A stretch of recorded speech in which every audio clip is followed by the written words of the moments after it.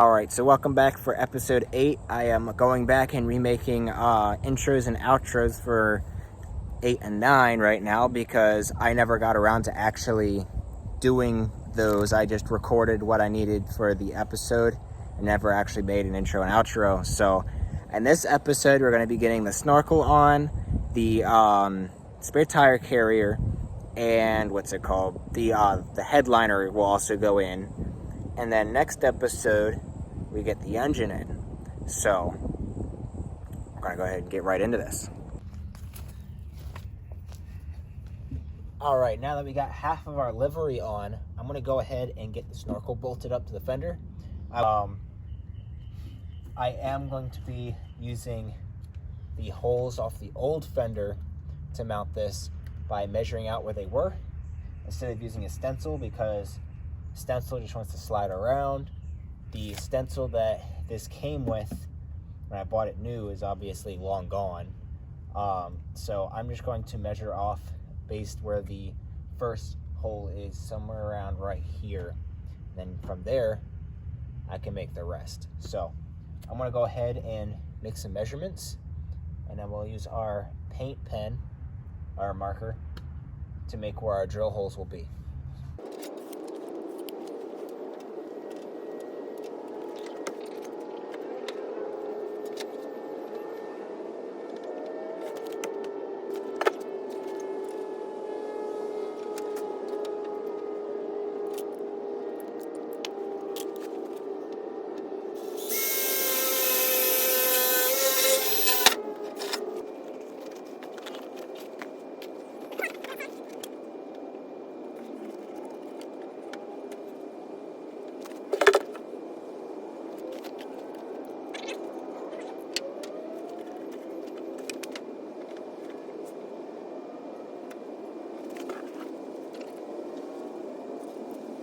Now our goal is to cut out the cleanest circle here we possibly can without having a giant circular drill.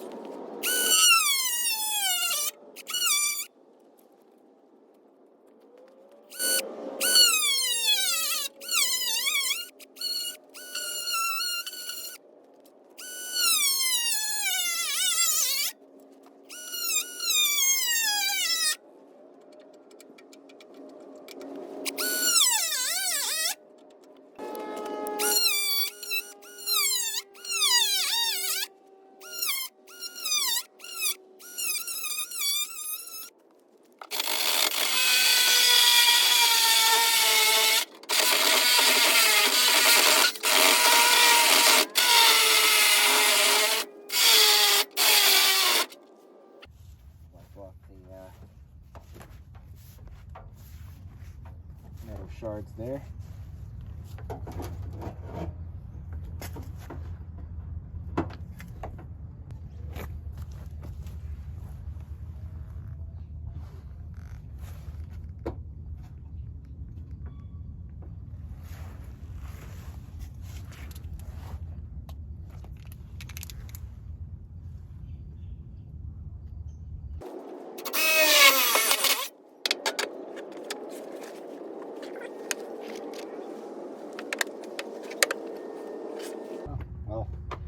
I guess between the two threads.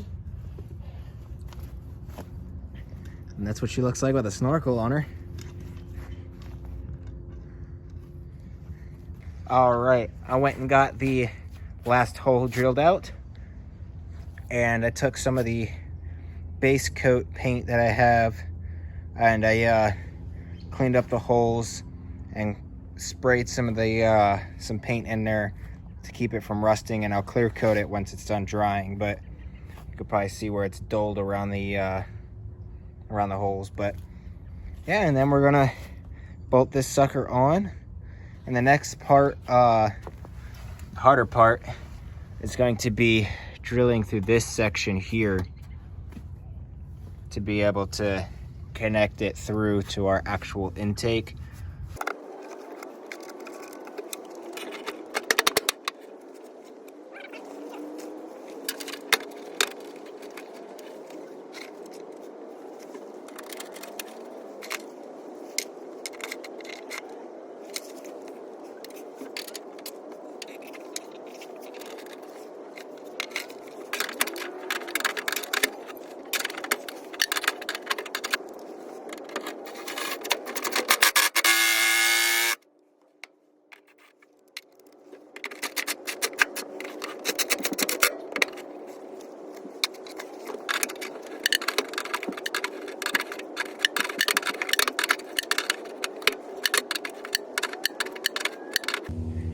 All right, yesterday I spent the entire day mounting this and its hinge, and I didn't record a single bit of it because I just didn't think about it for some reason. And now I am trying to cut the plastic bumper, which is a terrible feeling of having to do, to be able to fit our hinge and our latch.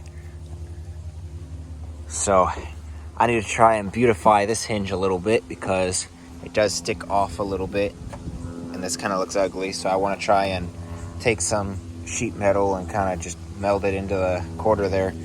But if we go ahead and lift this off a little bit, this is how our hinge is mounted. There's 3 brackets here that kind of hold it nice and steady. These were all brush guard brackets that I got with the brush guard in a box of miscellaneous brackets. And I bolted it to the pinch weld here, to the frame over here. And this guy does not go anywhere. This one's bolted into the quarter panel, there and there. I also hated having to do that, but all part of the build. So if we come in here, you can see some of our panels from bolting it through. Not the prettiest of things, but it's going to be hidden by the carpet anyway. But yeah, here's our hinge. Kind of took some metal pieces here and got it in there pretty decent. I had to bend the panel that the actual clip part of the latch on at an angle. It was sitting like this. I had to bring it basically even because it does sit more at an angle this time. That way I don't have to cut into the bumper as much. With the old one, I had to cut a strip all the way down and 2 pieces here out so that it kind of melded into the bumper. This time, I'm hoping the plastic bumper sits far enough inward from where this hinge is, because this hinge used to sit where this about sat here. So I'm hoping this extra bit and the angle gets the bar off the bumper enough that all I gotta do is finish cutting this hole when my cutter recharges, because it died, and then I'll slip through and that'll be it, hopefully. So we'll see. I don't know why I didn't record any of the progress. Maybe it's because I was just so focused on trying to figure out how to redo it, because I did it once and then now I'm basically had to figure out how to reinvent the mounting. Instead of mounting it just straight through with a couple of washers like I did before, especially on the bottom mount. But yeah.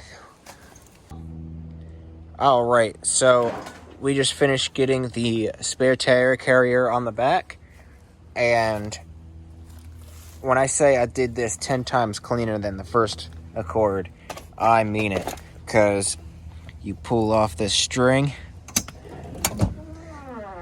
you notice there isn't a cutout strip in the plastic bumper to make room for this bar, because I got it at the right angle and far enough away with the lower hinge that it clears the plastic bumper perfectly. And then there's the latch for it. We got a little bump stop here for the spring-loaded boot. And it actually does rest on this. Before it would sit about here. So the angle is perfect on it. I can go ahead and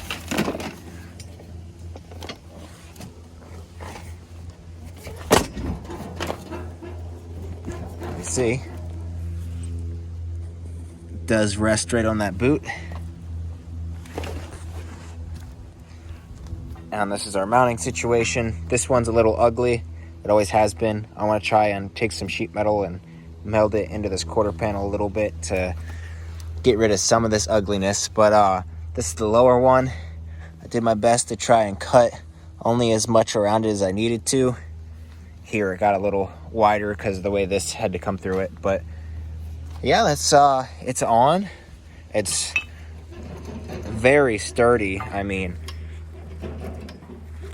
there's 3 different thick brackets that go through mounting to the frame underneath, holding this hinge far enough away from the body for it to clear this perfectly. It just perfectly clears that lip, and it's beautiful.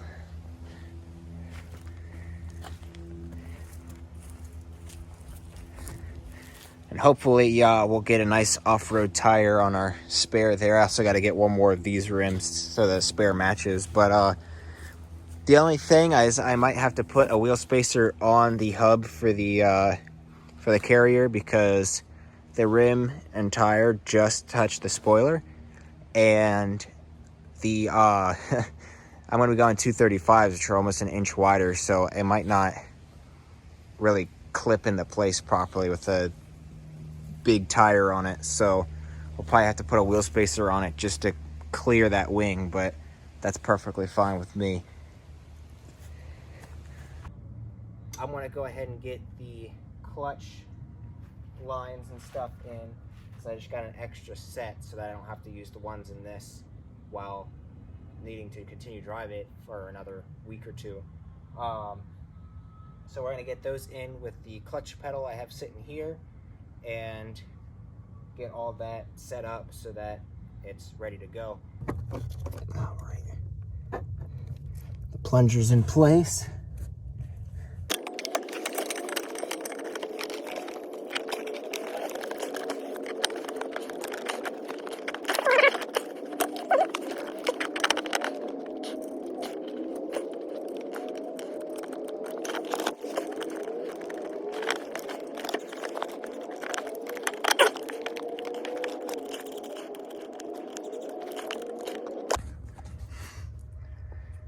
I had the clutch pedal in there. We had to swap out the brake pedal because obviously that's may cause some issues. It's pretty damn close.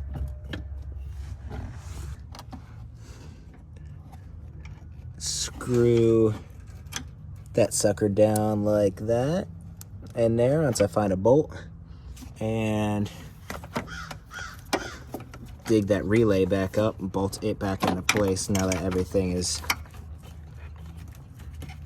in there.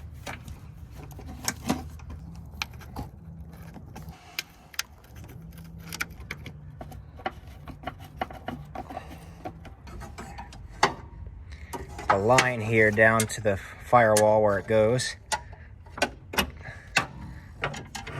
and she'll be good to go. That was definitely a pain, but sliding it in with one piece with all the lines on it already connected is definitely a good piece of advice for putting that in. So we'll be putting in this single port or single exit exhaust to replace the V6 one I have that is obviously not lined up properly, because it's the V6 exhaust, not the 4-cylinder, which is what I'm running. So I got the hanger in the middle lined up with the one right behind the axle right there, which the V6 axle back does not have, which then pretty much meets in the same spot as the muffler, except for the fact that muffler is this way too much. So pulling it back like it is there would probably fix this extended issue. Then it meets perfectly with the hanger right here before the tires, which this one also does not. It meets perfectly right at the flanges, and then all the way up at the front. Obviously the one on there is already bolted to the cat, but the DNA mid-tube is too long. So I might be able to use the current mid-tube with the DNA axle back and fix everything from basically that flange back that I've been having issues with, without having to shorten the cat or the downpipe, because it would just fit perfectly. All right, so now that we got the clutch line in and the pedal kind of in, it's the proper nuts to secure it down, which I'm probably gonna end up waiting till I get the ones out of the old one to put it in, to secure it down anyway. And we got the exhaust tucked up under the new car and figured out so that once we go to put it on the new car, it just goes right up underneath there, no problem. The next step is the headliner, which has been already cleaned off of the old material, which it wasn't even really on there anyway. It just separated like it was nothing. So I'm going to be putting this poly cotton on there, and then probably putting in a little bit of these straps here, like a mole style pattern thing in there, so that I could try and hang some like mole pouches or something off of it, and then use some of this Velcro strap to also be able to, I'm going to sew it on the same way so I could put patches on it, or more pouches if I wanted to. So